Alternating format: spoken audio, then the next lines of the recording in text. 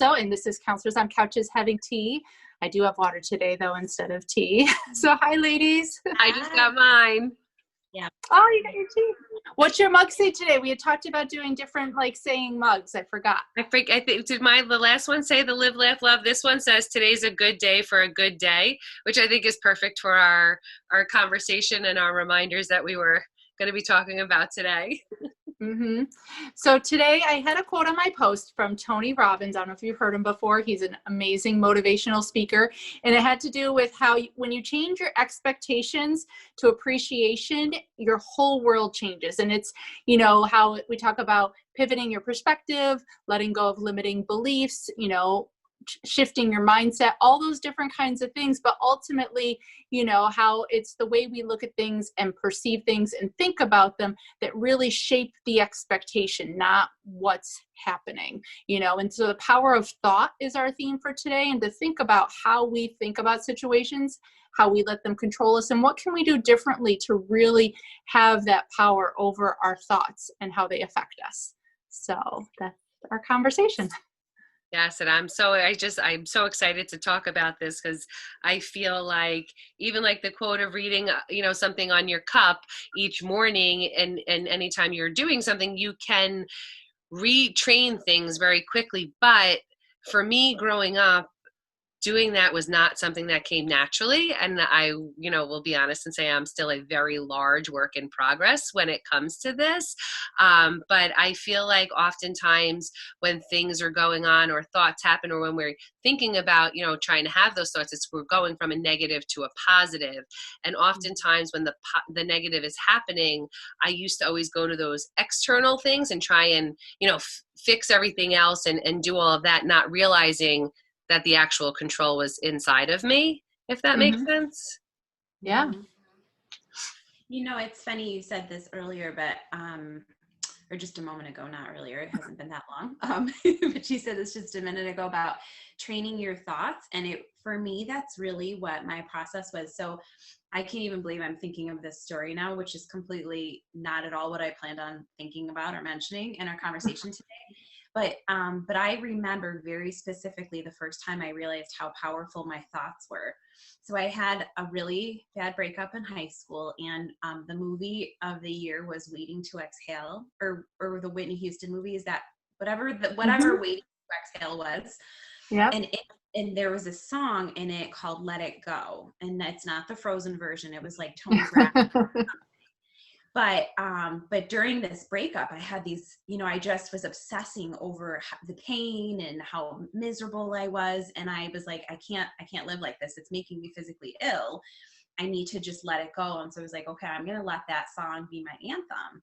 And I did. Every time the thoughts were coming where I was finding myself sad or obsessing over a missed moment or a sad moment, I would just be like, let it go, Christy. And literally the chorus is let it flow, let it flow, let it go. And I stuck to that. And I realized within just a couple days, the obsessions were gone, and that I was able to function in a healthier way. And honestly, it was a whole shift from there where I realized how powerful just one little mantra, one little shift in your thinking can be. So really, it saved me from a lot of misery in a relationship I should not have been in. And you're still remembering the song and the words to it, till this day. And, that just goes to show the power of it. And it sounds like it's something that you're still using, during these times and when you're getting stressed. Daniela, was there a time that you remember that, that shift for you? Absolutely. Definitely through various points in time, different songs, different movies. I would say going through my divorce was definitely a very powerful time, when I had certain kind of songs to help me through different moments, and definitely I think the power of thought, there were some songs, that validated a lot of those negative thoughts and feelings I had, and certain themes, that sometimes you could kind of wrap yourself in and get stuck there. And definitely it took, it was one Kelly Clarkson song that definitely, I can't even remember the name of it right now. It'll come back to me after it's such a brain fog, but that definitely kind of was more that positive type of thing. And a lot of times when I'm working with people, and we talk about when they're in a bad place, well, what are you listening to? And if it's on the darker side, and while I said, can understand and appreciate having that validation of how you're feeling, I always tell them, we'll make another playlist that has, like even Pharrell Williams' Happy song, and, a couple things to really kind of knock you out of that place, because the power of what's in your head over and over again is so strong that you don't even realize it subconsciously, that it can keep you, in a certain place. But definitely, just even earlier, I have even a sillier story than Christy's. There's this newspaper ad that was in the paper, and it said, I want to go to Hawaii and I want to go now. And it was like the silliest thing in the world. My girlfriend and I thought it was so funny. And so I put it on my wall and I looked at it every day. And my dad was traveling a lot for work, and he actually was able to earn enough mileage to take us all to Hawaii. Oh, wow. And that's when I really started to believe in the power of manifestation, by what you put out there and what you keep saying can really come to fruition. Yeah, Love that. our thoughts are such a powerful thing. And it's funny because you guys both went right to music, and the whole time I'm going, wow, I wouldn't have even thought about music. Like it just, that wasn't the avenue that I went from. And for me, it was personal development.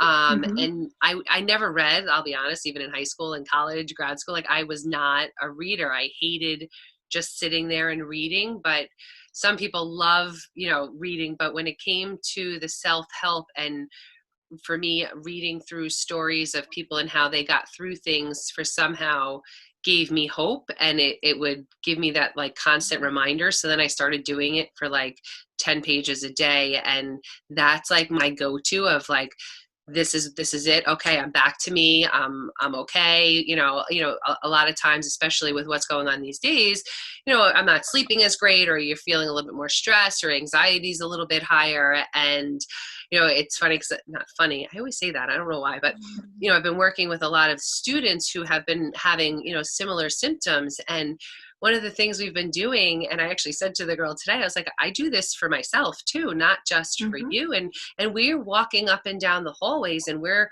saying out loud positive affirmations that I'm going to have a great day. I'm an amazing person. I'm a good friend. I'm kind. I'm caring, and we really had this long talk about how positive and negative happen all day long. And so often we focus on the negative. And this is, I think, from young children now in elementary age to our age, and my parents' age, and so on. It's something that has, I think, for some reason, tradition has taught us to harp there. But for those of us who have started to learn this power of positive thought, the game-changing effect and impact that it can have on you, and it can happen instantaneously. Like you said, all of a sudden a song comes on, or a thought, or a lyric. Like I said, my favorite movie is The Lion King. And the song Hakuna Matata was like, when we sang it going down the hallway a little bit, So it is all of those little things that have such a huge impact over time. Yeah. Go ahead. You want to go ahead?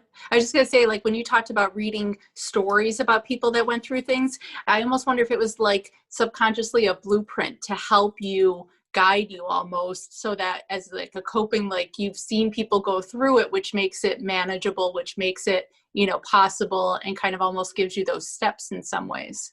Yeah, well, and I find that, we'll oftentimes think of a negative situation, but we stay in that situation, not in the road, or the road to the outcome. And for me, I was constantly reading, there is an outcome, all different problems, all different, situations, but if you try many different avenues, there's going to be an avenue that opens up. And when you start to believe in that hope, that every roadblock isn't a dead end, you believe that it's a learning lesson to know not to go down that road again. It's a totally different path, that, oh my goodness, it's a dead end. That's it. I might as well fail and stop, or then that process continues on. So for me, that constant support of seeing people and helping people, we're helping people. We watch them go through this, and we teach them to go through it too. So it's just, I don't know. It's an amazing process for me. Like I said, still a huge work in progress. I think that's the thing, and I was gonna just add that it does take practice, and sometimes I feel like you can get really good at resolving a type of situation, and then a new challenge comes into your life, and you have to start practice all over again, and so you're right back to square one. But it is that training, and whether it's music or books or talking with someone, just as long as you are practicing shifting your thinking, it always works out. And I was going to say, one of the things I say with my students a lot is that I don't know how we're going to fix this, but I know we can get through it. And sometimes I think letting go of Mhm. the I need it to look a certain way or have a certain resolution helps the resolution happen more naturally. And even that practice of just not needing to control every moment is helpful. So Hmm. Mhm. I always think of like the power of options. That's something I always say to people as well is, like I always want to make sure they have all the options they want available. And then, it's not that you have to pick a certain one or it has to look a certain way, like you said, but you always have the choices you want available, whether it's to go back to the books, Christine, like those choose your own adventure books, like at least you always had an option for, picking a different outcome, and you could go back and try a different way. And I think in life, sometimes we need to look at it that way too. Just because we pick one way doesn't mean it's a permanent choice. We can always go back, and figure things out a different way.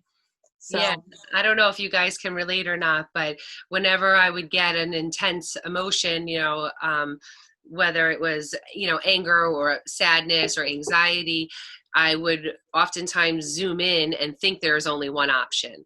And then that thought becomes, on that one thing. And like you were just saying, and when we can take that, I hate to go back to mindfulness, but when we can take that breath and zoom out, and we see those other options, that is, where that power comes from again, is coming back out, as opposed to just thinking that there is only that one option.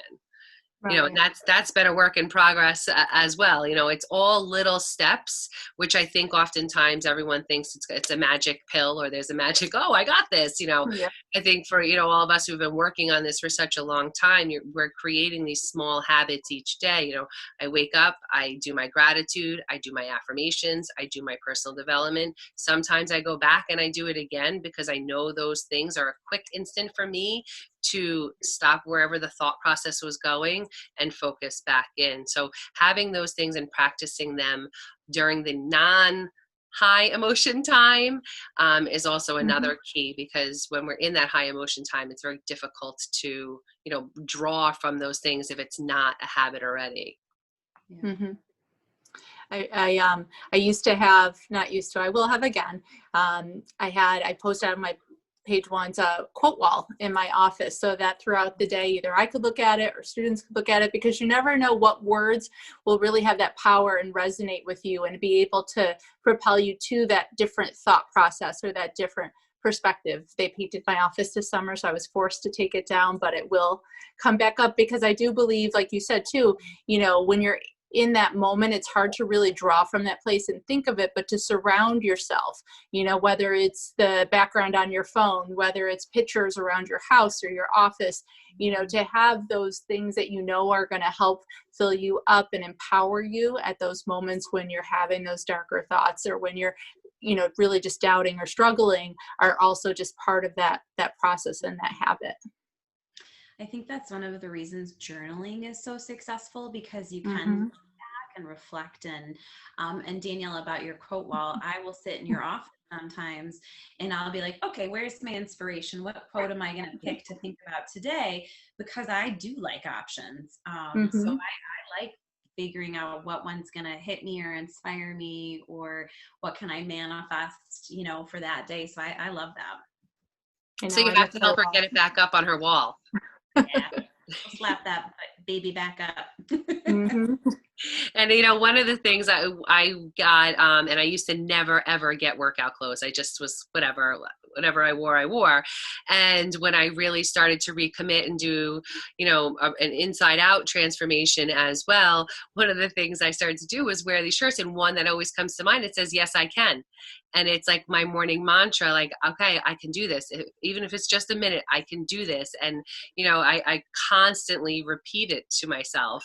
So I don't know if either of you guys have like a little mantra, like one of mine is yes, I can, and because I'm worth it. Those are like my two, affirmations that I go to often. Do you guys have an affirmation that you go to? Mhm. I mean, I don't know if it's just out of habit. I definitely like, I've got this, like I can do this. If anything, when I was in college, there was this country song, and I'm not even a big country fan, by this artist, Lori Morgan. It was called Watch Me. And that was definitely, I think, one of my mantras. Like, if you tell me I can't, watch me. I'm going to do this. I like So that. that was definitely one. Yeah. I love that. What about you, Christy? I don't have a mantra. I really do flip around so much, but I do, I have always, I have a lot of conversations going on inside my head. So it just kind of depends on the, just thinking, I went on a run yesterday and my body was not on board with the run. And so the whole time I was like, just trying to even be grateful for each step. So, I like, okay, congratulations, good job, you did it, you got another step, let's get one more. And it wasn't even 2 more or 5 more or get to the next mailbox. It was like, good job each step. So I think maybe part of just my thinking is to be grateful and proud of even the tiniest things. It was just even one step was something to be proud of. So maybe that's kind of my general thinking, my little mantra. I love that. Yeah. I was going to go ahead, go Danielle. ahead, Christy. No, you go ahead. I was going to ask, now I forgot, you go. What?